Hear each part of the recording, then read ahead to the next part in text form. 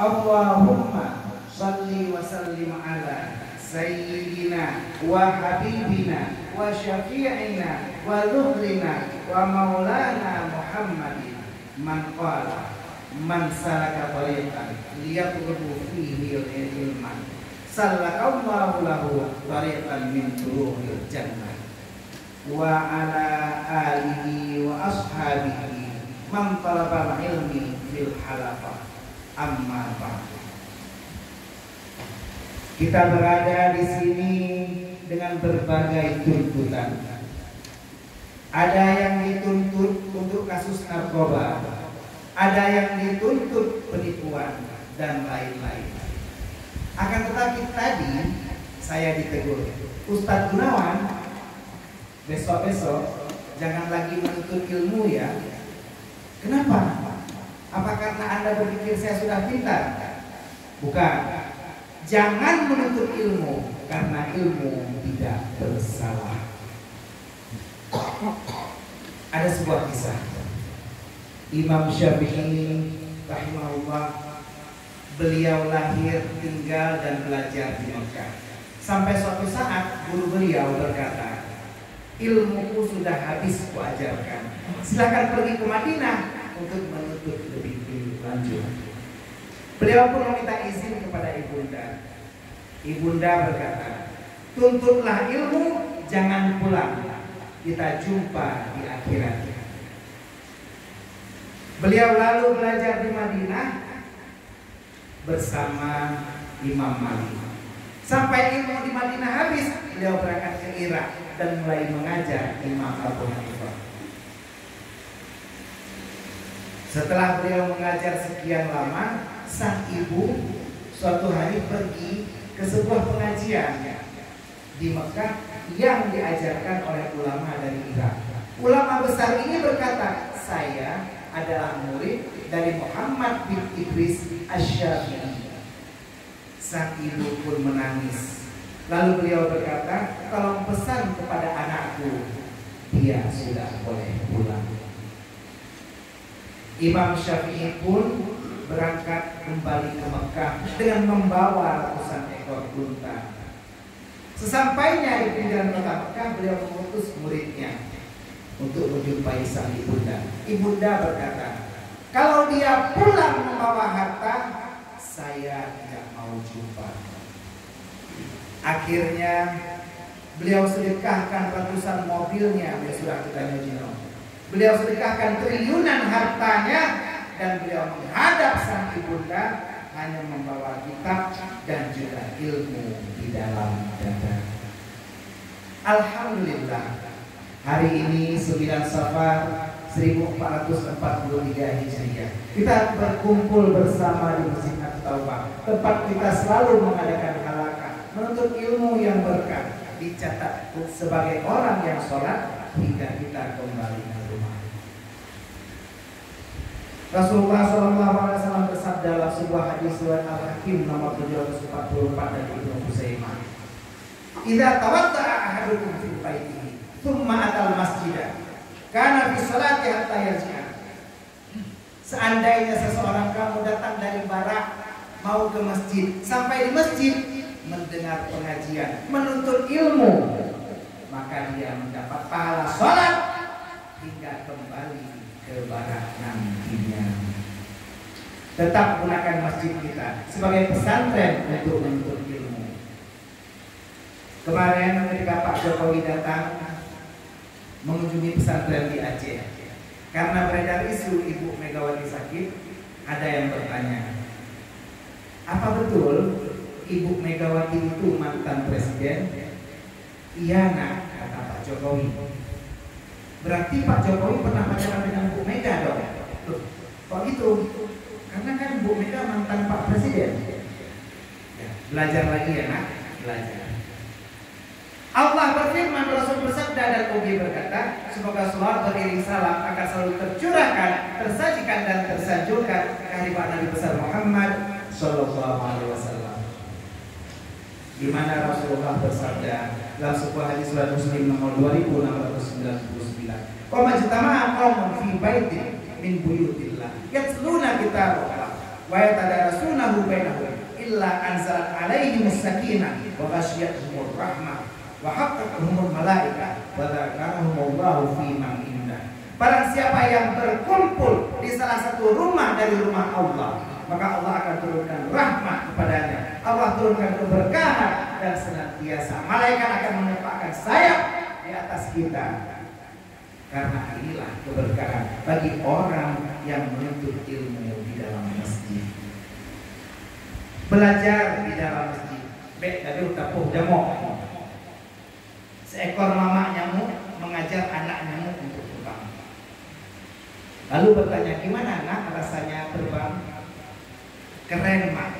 Setiap saya terbang, entah kenapa banyak kali yang tepuk tangan. Sang mama pun berkata, itu bukan baru tepuk tangan, tapi orang mau bunuh adik. Hati-hati. Dan ternyata inilah fadilah kita belajar di masjid. Rasulullah ajarkan ini kepada keluarganya, sahabatnya, tabi'in, tabi'in, ulama mutaqaddimin, ulama mutaakhirin, serta para ulama yang mu'tabar. Kata Ikramah wa ta'liman ultuan kepada Al-Mukarram Imam Syekh Abah Ali Imran bin Islam yang kagum dan ultuan, kepada Tengku Bidu dan seluruh pengurus masjid, kepada Bapak Kalapas, Bapak Nawawi, para pejabat, Kasubag, Kaur, Kasih, Kasubsi, KPLB dan petugas keamanan yang selalu mengamalkan ilmu sesuai dengan hadis Nabi. Utlubul ilma minal mahdi ilal lahdi. Tuntutlah ilmu hingga sampai ajal menjemput nyawa kita. Seperti beberapa hari yang lalu sahabat saya sekelas Dimudi, pegawai KPLB Tengku Karimudin yang baru saja berpulang ke rahmatullah. Dan juga penghormatan saya kepada seluruh teman, sahabat yang sudah sangat saya rindukan karena sudah lama sekali saya tidak bisa berkunjung ke sini. Warga binaan LP kelas 2 Halo semuanya. Selama ini kita sudah gunakan masjid ini untuk belajar. Karena Rasulullah bersabda di hadis riwayat Ibnu Hibban nomor 87, "Man dakhala masjidina hadza yata'allama khairan aw yu'allimuhu kana kal mujahid fi sabilillah." Barang siapa di antara kita dan kita yang masuk ke masjid lalu menuntut ilmu, maka pastikan dia akan mendapat pahala jihad fi sabilillah. Sebagian jamaah ada yang cuma duduk di masjid, bukan mengejar pahala jihad, tapi cuma mau numpang tidur. Yang pah takala miona urang dengar di dalam masjid, kita ambil air, kita siram. Kenapa?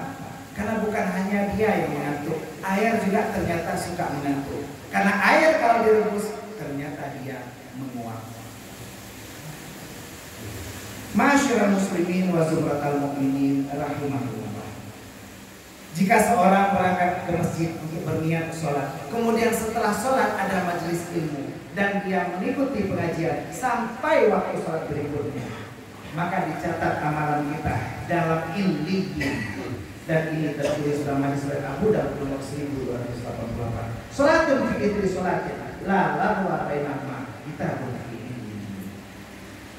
Dengan masuk ke masjid, pahala belajar dicatat di illiyin. Pelajaran pun akan mudah masuk. Seorang guru matematika melihat si Bambang meludah di tangan, lalu menggosoknya di kepala. Guru itu bertanya, "Buka pegang dengan Bambang?"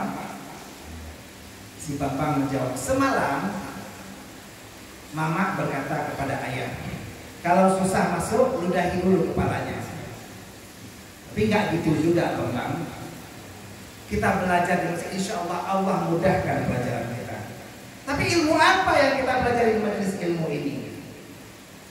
Selain dicetak ilmu yang kita pelajari di sini juga akan membuat ibadah kita diterima. Al-Imam Al-Ghazali pernah berkata, "La tasihhu ibadatul abdi illa bima'rifatil ma'bud." Tidak salah ibadah hamba kecuali kita mengenal siapa yang kita sembah. Setidaknya ada 3 ilmu ma'rifah yang membuat ibadah kita diterima. Dalam 10 menit ke depan akan kita coba bahas ketiga ilmu ini. Kaum ayah menjual asal syurga Allah. Ilmu ma'rifah yang pertama bagaimana kita mengenal Allah adalah ilmu tasawuf. Orang yang mengenal ilmu tasawuf mudah berhubungan dengan Allah, pun mudah berhubungan dengan sesama manusia. Jadi bisa masuk, berbaur, bergabung dalam jamaah. Pernah nonton film zombie? Kenapa zombie nyerangnya bersama-sama, beramai-ramai, berjamaah? Karena namanya zombie. Kalau nyerang sendiri namanya zombie. Nah, ilmu tasawuf ini yang disebut Allah dalam Al-Quran, inna fi khalqis samawati wal ardh wa ikhtilafil laili wan nahar la ayatin li ulil albab. Sesungguhnya pada penciptaan langit dan bumi dan pergantian siang dan malam ada tanda-tanda kekuasaan Allah, dan ini dapat dipahami oleh ulil albab. Ulil albab ini adalah ahli ilmu ma'rifat, ahli ilmu tasawuf. Arafa ya'rifu irfan ma'rifatan. Ma'rifah adalah salah satu tingkatan dalam ilmu tasawuf. Dalam sofistik diartikan pengetahuan mengenal Tuhan melalui hati, dan kita jabarkan dalam 3 tahap: tahalli, tahalli, dan tajalli. Tahalli mengosongkan diri dari seluruh akhlak tercela. Tahalli mengisi diri dengan akhlak yang terpuji, dan tajalli kita bisa ma'rifah mengenal Allah Sang Pencipta kita. Hal ini sejalan dengan firman Allah surah Al-A'raf surat ke-7 ayat 143. Falamma tajalla rabbuhu lil jabal ja'alahu dakkan wa kharra Musa sa'iqan. Tatkala Tuhan menampakkan diri kepada gunung, maka gunung tersebut hancur dan Nabi Musa pun menjadi pingsan karenanya. Dalam kitab Madhun Melebihi ala Ghairi Ahli diceritakan kisah Al-Imam Al-Ghazali mengarang 228 kitab. Dan ketika tentara Mongol menyerang Baghdad abad ke-13 Masehi, mereka membakar seluruh kitabnya. Bahkan saat itu di sungai, pasukan berkuda bisa melewati sungai, saking banyaknya kitab yang dibakar. Hingga saat ini kitab Imam Ghazali hanya tersisa 54 kitab. Suatu hari Imam Ghazali menjadi imam sholat. Sang adik bernama Ahmad menjadi makmum. Lalu tiba-tiba di tengah sholat, sang adik memisahkan diri, farak sholat sendiri secara munfarid. Imam Ghazali pun bertanya, kenapa engkau memisahkan diri dariku? Sang adik berkata, saya tidak mau mengikuti imam yang meligan dengan darah. Saat itu Imam Ghazali adalah ulama terkemuka di bidang fikih, dan beliau sedang mengarang kitab tentang haid. Saat beliau sholat terlintas sesuatu ide yang beliau belum tuliskan dalam kitab. Inilah yang nampak oleh adiknya. Akhirnya sang Imam Ghazali belajar kepada sang adik dan ditunjukkan guru yang ternyata seorang tukang sepatu. Setelah saat itu hingga akhir hayatnya, beliau tinggalkan ilmu yang lain dan fokus kepada ilmu tasawuf.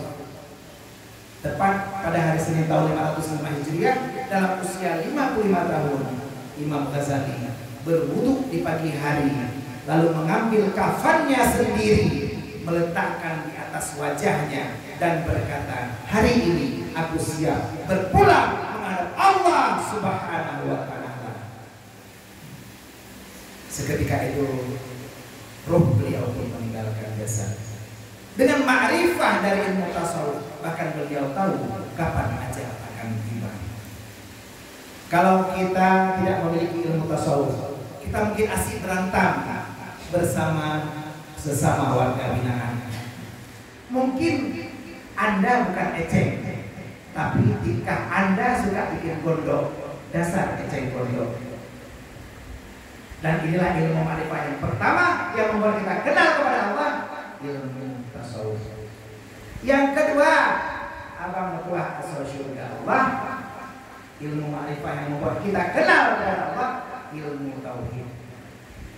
Ilmu tauhid adalah untuk ma'rifah kepada Allah, sehingga saat kita berdoa, pray dalam bahasa Inggrisnya, kita kenal kepada siapa kita memanjatkan doa. Ada yang bertanya, Ustadz Gunawan, kalau saya sambil ciuman lalu berdoa, apakah akan menjadi kispray? Ya, sekalian aja pakai untuk setrika baju. Tauhid merupakan cabang keimanan yang paling tinggi, maka Adapun cabang keimanan lainnya tidak akan berlaku, tidak akan berguna tanpa cabang keimanan yang paling tinggi. Hadis riwayat Muslim nomor 162. Al-imanu bid'un wa sab'una aw bid'un wa sittuna. Fa afdaluha qaulu la ilaha illallah. Iman memiliki 70 atau 60 cabang, dan cabang iman yang paling tinggi adalah perkataan la ilaha illallah. Ilmu tauhid inilah yang Allah ajarkan kepada kita dalam firman-Nya di surat Az-Zumar ayat 65-66. Walaqad uhiya ilaika wa ilal ladzina min qablika la in asyrakta la yahbatanna 'amaluka wa la takunanna minal khasirin. Balillahu fa'bud wa kum minasyakirin. Dan sesungguhnya telah diwahyukan kepadamu wahai Muhammad dan kepada nabi-nabi sebelummu, jikalau engkau mempersekutukan Allah, maka Allah akan hapus seluruh amalan yang pernah kita kerjakan, dan engkau akan masuk ke dalam golongan orang yang beriman. Jadilah kamu orang yang menyembah Allah sebagai satu-satunya zat, dan hendaklah kita semua yang hadir di sini menjadi orang-orang yang bersyukur. Tauhid membuat kita mengenal Allah, Allah yang laisa kamitslihi syai'un wa huwas samiul basir. Tidak ada satupun, tidak ada seorang pun, tidak ada apapun yang sama dengan Allah. Hal ta'lamu lahu samiyyan Maryam 65. Apakah kamu mengetahui salah satu benda saja yang sama dengan Allah? Pastinya tidak ada. Dan inilah akidah dari firqah najiyah, firqah golongan yang selamat. Kita ketahui segala sesuatu yang ada terbagi dua. Ada khalik, ada makhluk. Khalik adalah Allah, dan makhluk selain Allah. Makhluk juga terbagi dua, sifat dan benda. Benda terbagi dua lagi. Ada jauhar farad, sesuatu yang tidak dapat dibagi seperti atom, dan ada jisim. Jisim ini pun terbagi dua. Ada latif, sesuatu yang tidak dapat disentuh, dan ada katif. Kalau yang tidak dapat disentuh seperti cahaya, udara. Yang katif adalah benda yang padat dan bisa disentuh seperti mimbar dan manusia. Manusia contohnya aku dan kau yang sama-sama suka dan kau. Ilmu tauhid menjadi penyelamat kita. Rombongan bebek saja yang sedang menyeberang jalan, ketika satu bebek ditabrak, ditanya oleh temannya, kamu nggak apa-apa? Aku bebek saja. Bebek baik-baik saja. Ilmu tauhid menjadi penyelamat kita, dan inilah ilmu ma'rifah kedua yang membuat ibadah kita diterima, ilmu tauhid. Yang terakhir ada orang tua ke surga Allah. Yang ketiga ilmu ma'rifah, yaitu fikih. Ada yang bertanya, Ustaz Gunawan, istri kami jauh di rumah. Kadang kami di sini punya selingan, punya pacar sampingan yang datang berkunjung membawa rentangan. Kalau hati kami bertemu sang pacar, hati kami berbunga-bunga. Apakah bunga ini termasuk riba, Ustaz Gunawan? Rasulullah SAW bersabda, la yuqbalullahu sholata ahadikum illa ahdatha hatta yatawadda. Ilmu fikih ini menjadi ilmu ma'rifah kita. Bagaimana kita mengenal Allah dan menjadi dasar kita. Tanpa mempelajari ilmu fikih, maka seluruh ibadah kita tidak sah. Sama seperti kita sholat, dalam hadis Bukhari tadi yaitu 6154, tapi kita tidak berwudu. Dan figur teladan Rasulullah lah yang mengajarkan bahwa fikih termasuk ilmu ma'rifatullah. Awal ilmu ma'rifatullah. Setelah kita mengenal Allah, kita belajar cara beribadah, dan inilah yang diajarkan dalam ilmu fikih. Rasulullah bersabda dalam sebuah hadis dari Bukhari dan Muslim, akulah orang yang paling mengenal Allah, dan akulah yang paling takut kepadanya, kata Rasulullah. Sehingga tingkat berikutnya dari kita yaitu bagaimana beribadah sesuai ilmu fikih, sesuai tuntunan Rasulullah. Allah berfirman dalam surat Fatir ayat 28, innama yakhshallahu min ibadihi ulama. Orang yang ma'rifah kepada Allah, orang yang takut kepada Allah adalah orang yang didekatkan dengan ulama, orang yang paham dengan ilmu, orang yang paham tata cara beribadah, orang yang paham ilmu fikih. Dan inilah bagaimana kita mengenal Allah dengan beribadah yang benar, berzikir, bertilawah, mengajar, mujahid, dan pelayan. Di sini, di tempat kita Masjid At-Taubah, kita belajar fikih bersama. bersama. Insya Allah Allah buat kita menjadi orang yang makrifat kepada Allah dengan wasilah Rasulullah. Seperti kita sholat, Rasulullah figur yang dekat dengan Allah mencontohkan, sallu kama ra'aitumuni usalli. Sholatlah kalian sebagaimana kau lihat aku sholat. Hari ini kita sholat, sebentar lagi kita melaksanakan ibadah sholat Jumat. Saya tadi sebelum sampai di sini minta izin sama istri untuk melakukan sholat Jumat. Istri pun berpesan, kalau mau sholat Jumat jangan genit-genit, jangan asik melirik ke sana sini, mata jangan dipakai untuk melihat cewek lain. Saya bilang di masjid nggak ada cewek, semuanya cowok yang sholat Jumat. Itu karena kita tidak paham tentang ilmu bagaimana cara beribadah. Allah ajarkan kita melalui forum ilmu fikih. Dan inilah yang ketiga, ilmu alifah, yaitu ilmu fikih. Kesimpulan yang dapat kita ambil, masyaallah muslimin wa sunnatul mukminin rahimahullah, majelis ilmu adalah taman surga yang membuat seseorang merasakan ketenangan. Anas bin Malik pernah bersabda melalui menceritakan Rasulullah berkata, "Idza marratum bi riyadil jannah farta'u." Qalu wa ma riyadil jannah? Qala hilatul dzikri wal hikmah. Kalau kamu melewati taman-taman surga, maka singgahlah dengan senang. Hari ini saya mungkin kecewa karena sudah berapa lama saya tidak bisa berkunjung karena COVID yang hari ini melanda kita. Hari ini Kapolda datang ke tempat kita dan juga membuat berbagai instruksi agar kita melakukan vaksinasi, agar masker bisa segera kita buang. Masker yang hari ini kita gunakan, kita pakai setiap hari, masker inilah yang hari ini akan diputus mata rantainya. Bagaimana kalau angka vaksin ini meningkat? Maka masker mungkin tidak perlu lagi. Kita bisa memotong tali masker ini dan membuat ini tidak dibutuhkan lagi. Masker yang selama ini kita gunakan hari ini tidak perlu lagi, karena masker inilah yang selama ini menjadi biang kerok dan membuat kita tidak perlu. Tapi insya Allah hari ini Allah izinkan kita masih berjumpa. Mudah-mudahan pertemuan berikutnya kami dari Huda bisa kembali untuk menyemarakkan suasana pengajian di sini dengan 3 ilmu utama Tastafi. Saya Ustaz Gunawan Sekjen Tastafi Usmawe berharap agar kita semua gunakan Masjid At-Taubah ini sebagai majelis ilmu kita. Selama pandemi masih ada, kita gunakan tempat kita untuk terus belajar. Mudah-mudahan kita bisa berjumpa kembali di akhir hari. Inilah saja yang dapat saya sampaikan pada kesempatan singkat ini. Kita masuki rukun 2 Al-Khutbah.